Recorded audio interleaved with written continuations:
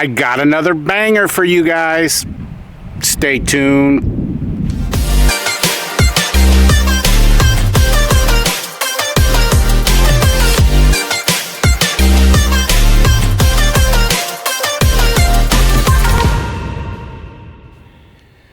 Guys, welcome to the Mr. Bubbles channel, where we dish out awesome pressure washing business advice to beginners. I got another one of my favorite segments, guys. You guys absolutely know that I love talking or answering questions that you guys have, because man, it really gets the juices flowing, me thinking about my own history and coming up and learning everything that I did the hard way by making mistakes. And you guys make me think about things that, wow, I haven't thought about in years and years and years. So remember, the 5 questions, I actually dig them out of the comment section, guys. So make sure that you guys are absolutely spamming, and I mean spamming, the comment section with questions, because I'm always going through there and looking for you know, ones that kind of like really intrigue my mind and stuff, and especially things that I've never really discussed or went into depth in any of my videos. So anyway, I got those 5 questions for you guys today. Question number 1 comes to us from @BigTony, and his question is, what percentage of SH is coming out of the nozzle? Tony, that's a really good question. And you know, it's funny, I would say it's one of the top, if not the very top question that I get on my channel. And also I get a lot of emails about this. So you guys know from watching episode 10, where we covered all the chemicals of the pressure washing business, that we use what's called a 50-50 mix, or a 6% solution. So what that means is the acidity level on that in that solution is 6%. So that's going to be able to get on there and kill all of those outdoor organics, right? Like your mildews, your molds, and all of that. But here's the thing. We're running that solution through our chemical injector, right? So that siphon tube is pulling the solution and dipping it into our line. Well, so you got to remember, the pressure washer is pumping out, in our case here, 8 GPMs, 8 gallons a minute, right? 8.5 actually, GPMs. So that's a lot of water coming out of that hose, guys. So that's further diluting that solution. So what does that mean? There's some factors into play here, like the size of your machine, how many GPMs, the size of your hose. Is it 200 foot? Is it 150 foot? Is it a 1/2 inch hose? Is it a 3/8 hose? We use 200 foot, 3/8 and an 8.5 GPM machine. What does all of that mean? That means that by the time that solution, that 6%, that 50-50 mix, by the time that makes its way down our siphon tube into our line and hits that wall, it's right around 0.8 for us, 0.8, 0.9, no hotter, because sometimes, guys, you know, if the solution's been around for a little bit, you know, for like 2-3 weeks, it loses some of its potency.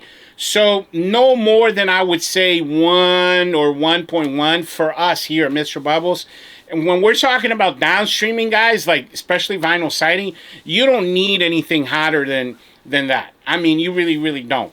Because if you need anything hotter than that, then you can just soft wash, and then we have the metering system where, you know, you can just put whatever percentage. And what I recommend for you guys is, guys, if you learn, I really, man, this is one of my core beliefs, you know, for this channel. If you learn to master downstreaming, you're going to become a master at this business. You're going to be a true master, because downstreaming is where it's at, guys. It's very universal. That 1%, the chances of you damaging anything, wood or stains or what is that thing called, plants, the chances of you guys you know, making a mistake with that is very little, like very small. Do we still do home protection? Absolutely. Do we still rinse all the plants at the end? Absolutely. But again, the chances are very minimal. If I was soft washing, like you guys see me do, you know, roofs sometimes at 5 or 6%, man, that is you're nuking everything there if you don't do a lot of pre-rinsing and post-rinsing. So that's a great question, but you know, the bottom line is, at the end of the gun, it's going to be right around 1%-ish. It might be off by 0.1, 0.5, from anywhere between 0.1 all the way to 0.3. It might be as high as 0.1, 1.2, but it's right around 1%. And that's a great question, by the way. Very, very, very good question that I got a lot. And I bet there's a lot of you guys right now that are listening that probably had the same question. Number 2 on our list comes to us from @Idyllic Lighting. What was your first piece of equipment you purchased for your business? Wow. Wow, this really gets me thinking. So when I started my business, guys, you know, I think back on it, you know, the level of equipment that we have today, the level of equipment that's even available in the industry is nothing like when I started. And of course, you know, knowledge-wise, I didn't know like anything that I now know. So when I started pressure washing again, it was a side hustle. It was a part-time job for me. I literally went to Craigslist. I don't even think Craigslist, well, it's probably is still around, but I don't think anybody uses Craigslist. I haven't been on Craigslist in like probably like 7 or 8 years. But anyway, when I started my business, I went on Craigslist, found a pressure washer for $50. Went to the guy's house. We turned it on right there and tested everything out in his driveway. Literally, guys, literally, I used the same hose he gave me, the same one, the same everything, and I just grabbed a hose, like a water hose from home, a 50-foot water hose, and then I would just drag that thing around the yard with me as I pressure washed. That's literally how I started my business, with $50. I already had the truck. At that point, I had that truck for like 6 or 7 years, the same truck. It was a Dodge Ram Hemi engine 1500. And so, you know, the bottom line is I started my business with a pressure washer that I bought for $50 on Craigslist. And then from there, I did, you know, I did those extension wand things. I mean, everything that you guys probably have done as well. And then eventually, you know, I started to build real professional rigs. But that was the very first piece of equipment. Great question, by the way. Number 3 on our list comes to us from @Dwayne Smither. And his question is, how do you wash a house where you can't use SH? Wow, Dwayne, that's a great question. And I'm going to give a little bit more context here. What he was specifically talking about is sometimes you go to a house and it's wood, so it's painted, let's say, not wood, but let's say the house is painted, and then you test a portion of the paint, and you come to find out that, you know, your SH, sodium hypochlorite, is going to completely destroy that paint. So you can't use SH on certain paints. And this is true because it has happened to me before. And you have a couple of options here. One, to just not do the job. This has happened to us before, where we went to do a job and it was, guys, one of the nastiest houses I've ever seen. And there was just no way. There was no way to get rid of all of that bacteria without using an algaecide of some kind, especially, you know, it really, really needed SH, and it needed a hot mix on top of that. So we walked away from that job. We've also walked away from jobs where they had a koi pond. I remember this house, they had a koi pond all across the most of her backyard, and it was right up against the house. So in the worst parts of the house were in the back, and there was just no way. I mean, there was no way to cover that. The SH was going to fall in the pond and kill. There was like 30 kois like this big. We didn't want to risk it, so we walked away from that job. So certain jobs you do walk away from. Now, that's like 5% of the cases. 95% of the cases, you can pressure wash it if it's not too bad. A lot of times that, houses are not that bad where you can just go with your fan tip. So that's my recommendation there, is if you can't use SH and you can't use pressure, for example, then I'd walk away from it. Other than that, go ahead and do the job if you can use your fan tip and you can just water everything down. But yeah, you do run into those situations once in a while. And by the way, that's a great point that you make too. You got to make sure, guys, that you're testing paints, especially when you go to certain houses and they're like hardy board or they're wood, or you can tell that they recently been painted. Make sure you check, or else you're going to spray SH and you're going to completely damage that house. And it might cost $6,000 to $10,000 to repaint that, by the way. Oh, and real quick, guys, before we get to questions number 4 and 5, let me tell you real quick about my business in a box. Guys, quick announcement. I've created a digital product called Mr. Bubbles Business in a Box. Check this out. Okay, so the Mr. Bubbles Business in a Box is actually a thumb drive that we're going to send to you guys to your physical address. And when you get this thumb drive, you're going to see a folder that's called Box in it. And then when you open it, you're going to see all of these files right here, guys, all of these folders. And guys, this thing has over 500 files, anything and everything I've ever created from my business. So all of the blueprints, training modules, documents, all of the things that you guys constantly email me about, you know, your pricing PDF, your, for example, you know, your marketing blueprints, anything that you could need for your business is in here. That's why we call it a business in a box. One of the things that I really like about this is, guys, check out all of these pictures. So you have a total of 300 before and after pictures that you guys can add to your website and your Facebook and your Google My Business. And check this out. So there's a folder called Google SEO, and the pictures already have the SEO words in them. And this one photo right here has over 300. This specific folder has 190 pictures, but all in all, it's over 300 pictures. Look at some of these pictures, guys. Amazing before and afters pictures for you guys to be able to add to all of your social medias and whatnot. This is going to help you get a lot of customers. And of course, your edible postcards are on here. And then finally, you got training videos on here as well, guys. Like, for example, the video on how to optimize your Google My Business, the Mr. Bubbles. You got several videos. So they're like training modules. You got all the PDFs. The bottom line, guys, is this.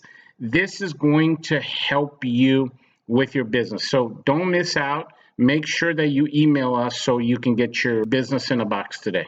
In order to get your business in a box, you just got to hit the link in the description of this video.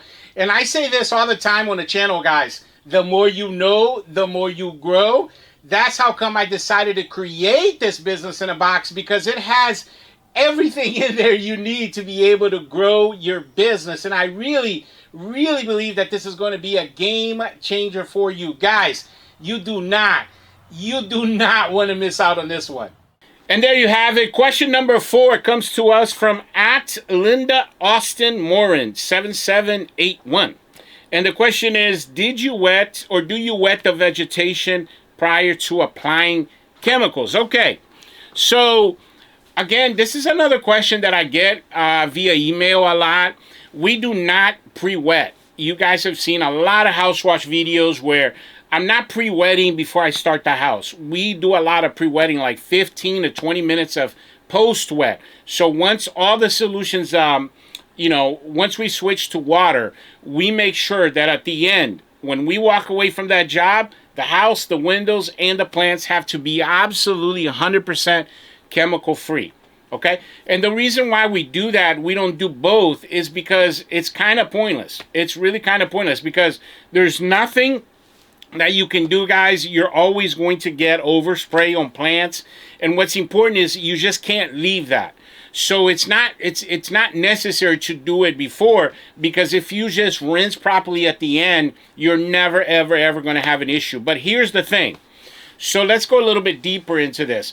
Now, if you're soft washing as opposed to downstreaming, like let's say you're doing the roof or you're doing like a deck or something and you need to soft wash, then I would do a pre-rinse. And you guys have seen me do this before where, especially if it was a really nasty roof, we do a lot of pre-rinsing. Actually, with our 3-man teams, we'll have a guy rinsing the plants while the guy is on the roof. That's one way to do it. Of course, for you guys that don't have employees, you're going to spend a lot of time rinsing before and a lot of time rinsing after. But if you're just downstreaming, the point is it's not necessary to do that.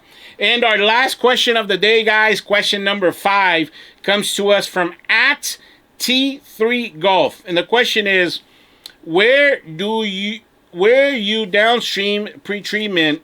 Oh, okay. So what he's saying here is, when you pre-treat concrete, downstream it, or do you use hot sauce? That's the question right there. Meaning like a straight 6%. So this is an easy one, guys. You know, 99% of the times when you guys are seeing me do concrete on the channel, I'm using the house mix. Like we downstream it real quick, because that's the most important part on there, is that that a surfactant that's going to get in there, and it's going to get all that gunk, especially mud and stuff's going to break all of that stuff down. The surfactant is basically just a degreaser. It's like a soap. So, you know, it's going to get in there, and it's going to help us move that dirt more. So that's why we do that. Now, sometimes when I do a really nasty patio or nasty driveway, we'll bust out our blue hose from our soft wash, and we'll hit that with like never a 6%, because you don't want to get that on near grass or anything like that. But we'll go as high as, you know, 3 or 3.5% on concrete. And by the way, you guys well know, you know, when we do concrete here in Mr. Bubbles, it's a process, right? We're pre-treating, then we're cutting, then we're going to pressure wash it with the surface cleaner, rinse all the debris, and then the most important part is the post-treat. So after you post-treat, you know, you're going to hit, that's where we put from the pump sprayer 6% solution on there, our Goofy Juice concrete brightener, and then you let that sit. Man, looks beautiful afterwards. And then, guys, I would recommend you follow all my blueprints. I have tons and tons of videos where we have not just told you what to do, but shown you step by step exactly what to do. But I really appreciate you guys coming to the channel today and watching this pressure washing advice video. Guys, stay tuned to the Mr. Bubbles channel. Stay glued to the Mr. Bubbles channel, because, man, we got a lot of great content, guys. We have about 20-some videos that we already made for you guys that's going through the editing process right now. As a matter of fact, episode 250 was made like, I want to say 2, maybe 3 weeks ago, and that's not even out yet. But of course, that's going to be a members only episode. So make sure you guys stay tuned, stay glued to the channel, because I do have a lot of great content for you. But yeah, thanks for watching, and I'll catch you guys on the next one. Bubbles out.